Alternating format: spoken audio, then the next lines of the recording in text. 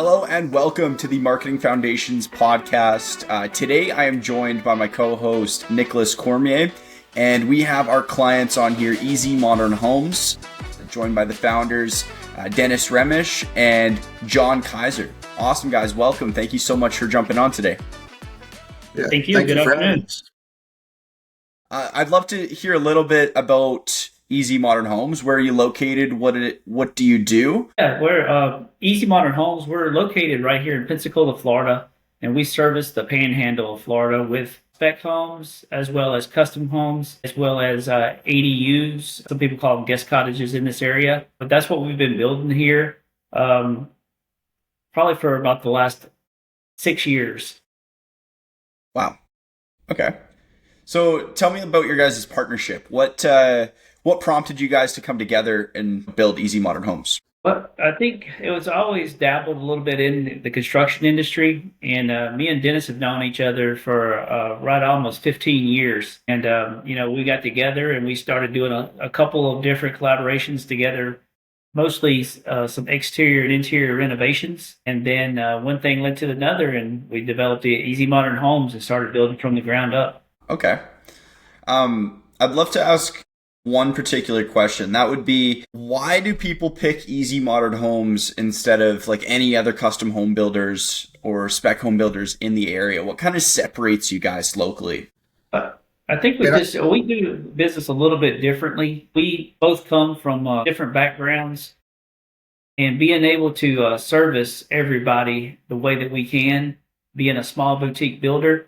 Me and Dennis, we both are hands-on with the company, and we're who you get when you call on the phone, as well as all the way through project management. Mm-hmm. Dennis, you were going to say something? Okay. Yeah, I was going to say, basically touched on that. Talking to somebody yesterday, they like the fact that they have our direct line. They call us when they call. They're not getting the answering service, or they text us or call us. They're getting directly to myself or John. Okay, and that's huge. But that's actually huge to have you from the start to the finish, because when somebody starts a project, it's really nice to be able to stay with them from start to finish, and then people feel like, yeah, you're their person to help them in that area rather than, bouncing around. Absolutely. Let's talk a little bit on you guys' project management side of things. And I know that, we're partnered with JobTread and you guys use JobTread. How have you found that's affected your business and helped you guys separate your project management from, your competition? I think just when we set up with JobTread, our clients get a login also, so they can see our schedule coming down the line instead of always wondering what's coming up next. They can actually see, the plumber's coming on Tuesday and the electrician's coming, a week from Tuesday and so on, Mm-hmm. So I think it works well. Yeah, absolutely. Being transparent. Okay. They know what we have scheduled. Yeah, I'd have to agree with Dennis. I mean, it gives the transparency to the customer because they can see everything right there in real time, from the schedule to product selection. And they can also make comments right into the website. So it keeps everybody on the same page. And it just seems like, I guess as a collaboration, everybody's giving input throughout the whole process instead of choppy communication. Mm-hmm. Okay. All right, Nick, do you have anything to add? I kind of just wanted to, this was something kind of completely different from the project management side, but to add on to what we were talking about earlier, what makes you stand out. And when we went to that one restaurant, Dennis, when we were in Pensacola, what was that restaurant called? Yeah, I think you're talking about Paradise Bar and Grill was on the water. Yeah, Paradise Bar and Grill. Yeah, and yes. What makes you stand out is obviously talk about yourself and, pump yourself up. But from what I saw is, new to Pensacola, we went to that place. Literally, Dennis, it felt like from my perspective, you knew everybody and everybody knew you. And that's a huge thing. There was, when you walked in, hey, what's up, Dennis? Hey, what's up? And that just goes to show how you've made an impact in Pensacola. You wouldn't have that, reaction from people if you weren't making a big impact, if you know what I mean. So that was just from a third party perspective that I wanted to add on there, because I saw that as huge. It's not that often where you have, where you just know that many people, but you're from Pensacola and you've built a great reputation between the both of you. Yeah, well, guys, both John, we're involved in the community. I think that's a big part of it too. You know, just involved in it. So we live and work in the community, so we're very involved. Chamber of Commerce Board, Northbridge Chamber, that, and other things. You know, we have a few things. So yes, yeah. That's huge, being able to stand out in a community like that. That's something that you build throughout time, and that was a really unique thing to see. It's like, I mean, Pensacola is really it's a pretty big place, right? I mean, you do have a decent amount of people, and it's not that you invited all those people to that place that day. There's no way, right? You just showed up there. Yeah, I can't wait to meet you guys. Yeah, exactly. That's awesome. So when it comes to hiring sub trades, do you guys have any, tricks to the trade on like why you pick one sub trade over another when you're doing a custom build, or if you built relationships with the sub trades that you use? What does that look like? I'll take that one. I mean, for most of our subcontractors, we usually do a pretty thorough referral and look at the work that they've done over the last 6 months all the way back to 2 years. That way you can know what the quality of work that they do. And with us, we've been doing this for quite a while now, and we've narrowed it down to the subs that we know have what we're looking for, and we reuse the same subs over and over as long as they're performing up to that standard. So I would say it's a deal of research, and then it's all about forming the relationship and keeping the projects going into the future with those subs that you can count on. When it comes to that research, what are you looking for primarily? Depending on the trade, first and foremost is, what do they look like when they show up? Is the job site, was the job done correctly? Is the job site cleaned up correctly? Just pride of craftsmanship, whether it be a tile guy or whether it be a trim guy, it shines through their work, and it also shines usually through their personalities. So you do take into account, like, if they're a personable company or personable person, as I should say, and like when you're meeting the owner, if they're punctual versus if they show up and they kind of look a little rough around the edges, maybe you're more likely to pick the person that shows up punctually and has a good presentation, correct? Absolutely. I mean, our clients are the most important thing to us. And so we want them to have the experience that they're expecting to have and that we're expecting them to have. Being that person is everything in this business, especially when it comes to custom homes. So talking about the client, before we met, how were you getting jobs and how are you getting, all these builds that you were doing? Was that strictly through networking? Were you ever doing any marketing yourself? What did it look like when you were kind of getting started, and like, how did you get those first few jobs? I'd say a lot of networking, word of mouth. I know everybody hates to hear word of mouth, but it is true. Yeah. They say it because it works, right? Yes. And I think working with you guys too, it actually just, word of mouth is great, but also when somebody sees us, because you're putting our ads out there, so then they're like, I remember them guys now, even though they may have never met us, but then they recognize us and when we go to talk to them. So. That's huge. I have a question for you guys. It's like, at the very beginning, we went over your services, but what does your ideal client look like to you guys? Like, if you could, like, obviously you don't want to say a certain client, but like, I'm saying, like, in your eyes, who's the perfect client or person that you guys love to work with?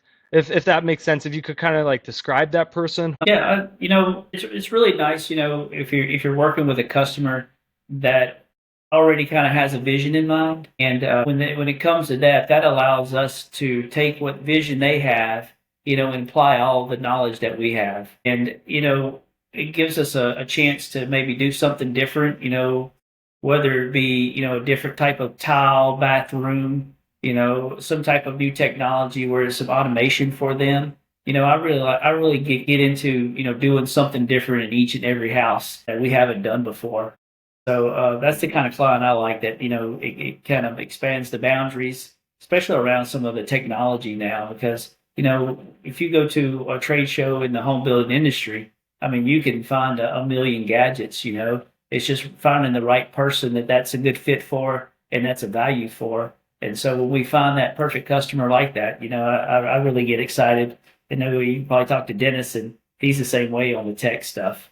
That's awesome. It's cool implementing things that are new to the industry and Yeah. the people actually want to implement it. Is that kind of like, does that gets you guys pumped up? Is doing those things that you haven't done before?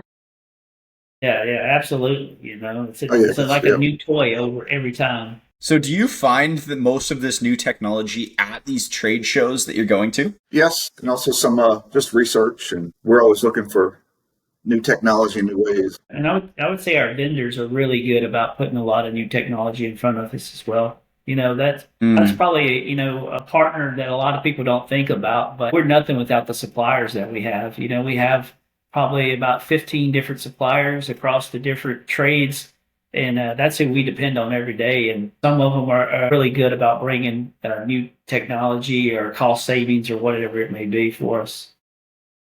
Wonderful. Okay. I'd love to ask a specific question regarding the trade shows. Would you say it's important as a home builder to go to new trade shows and go and immerse yourself in these events so that you can gathering new knowledge about your industry? Would you say that would be important to you? Yeah. Yeah, I would agree with Dennis.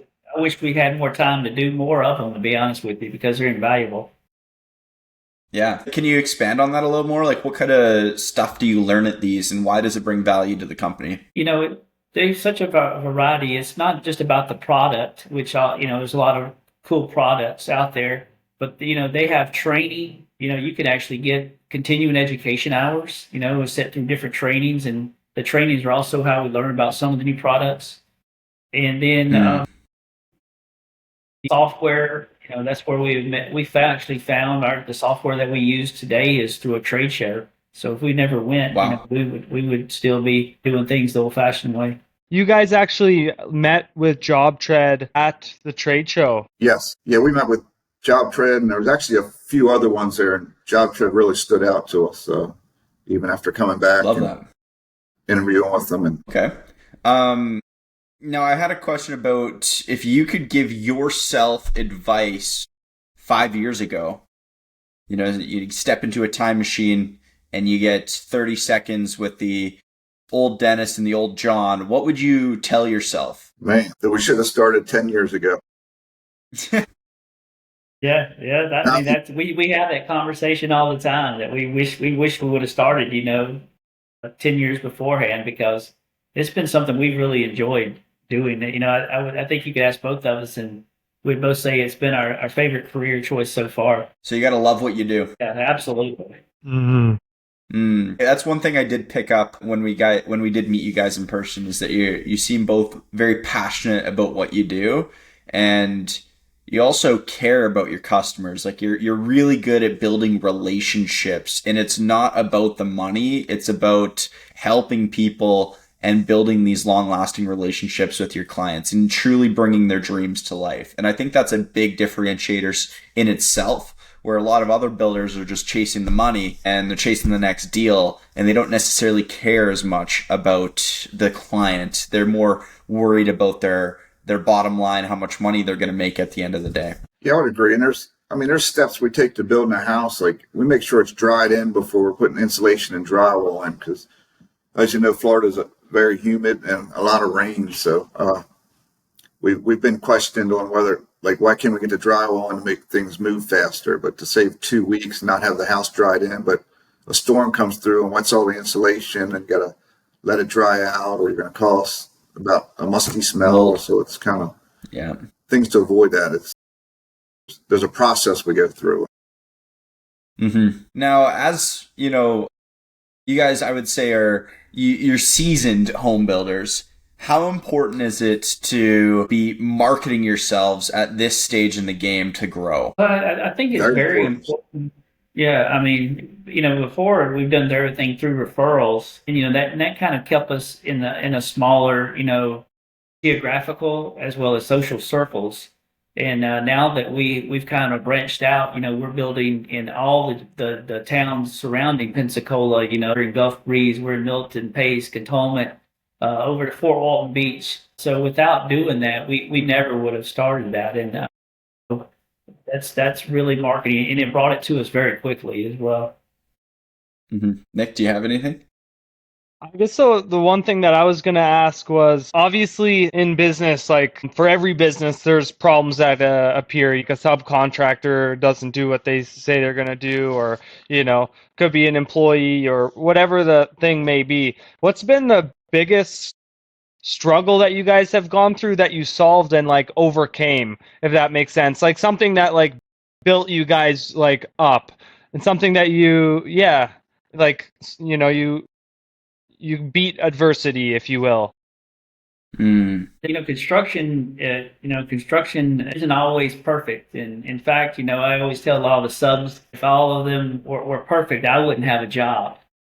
I mean, we run into challenges every day, whether it be, dealing with utilities. And, down here in Florida, we've got some really unique, obstacles or challenges as far as a good consideration amount of land being wetlands.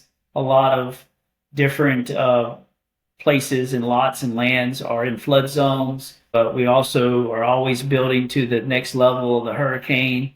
On a daily basis, it's just a challenge of how do we get better at this, and how do we not just making the customer happy, but, truly being a leader, building in the flood zones, and just truly being an expert on everything. And that's the challenge because, every year something new comes up, new regulations, new problems. So I wouldn't say it's I'd be here a long time if it was something on a daily basis, because that's just the nature of the industry. But the bigger challenge is, regulations and things like that. That's where we, have really tried to be industry experts on it and be leaders in it. Yeah. Can you expand a little bit on like the hurricanes and the flood zones? Because as an example, that's like very common in Florida, where, in a lot of other places in America, it's not as common, as an example. So like you said, like, so there's certain areas where you actually can build and it's good, it's going to be zoned correctly. But does it ever happen where, a house could be built and then all of a sudden it turns into a flood zone, or like? Yeah, absolutely. That happened a lot, especially as industry has learned. We get everything from the FEMA flood maps, and those things change over the years. I've seen different homes in different communities where they've actually had to go in and take a house and raise it up, 3 to 4 feet in the air so that it met the new flood zone requirements. So staying ahead of those when you build. Right now in a flood zone, you have to, per the county, you have to give it an additional 3-foot freeboard. That way, it kind of gives them a little wiggle room if the FEMA map changes, it increases or decreases. You're not in that situation anymore. So, everybody's getting a little bit smarter on it. I know the insurance industry, really is one of the big drivers on that, and they rely on FEMA for the information of where's the 100-year mark, where's the 500-year mark for the flood zones. Is that so when they're building those houses on stilts, that's in a flood zone then, correct? Yes, absolutely. You usually see that right along the water. It's usually, you can read a map out. The closer to the water, usually the higher the elevation you need to be. And as you move away from the water, or in some of the inlet canals, then the lower, you start getting into only needing to be 8 or 5 feet above flood zone. And then as you come on into land, you don't have those challenges anymore unless you're by some type of inland body of water like a river or a lake. Very interesting. So if you had to give some advice to a young builder that was kind of just getting started, what would that advice be? Find another trade. No, kidding. I would say, find a mentor in the industry. I know that's kind of a cliche because, you hear that with every industry, but there really are those things in this industry that you can't learn from a book. So you have to have, some type of mentor, or most of the time it's mentors, that teach you new things. And you hear it on the news all the time with Mike Rowe, especially how the trades are dwindling. You don't have as many people, so uh, I would say the people that are around, try to learn as much as you can from them before they generation, moves away, and then you're stuck doing it. But that would be the best thing. I know for me, that's been the game changer. I've had several throughout this journey, and they've all been just invaluable. And I still keep in touch with them, and a lot of times they're still teaching me things. Wow. Yeah.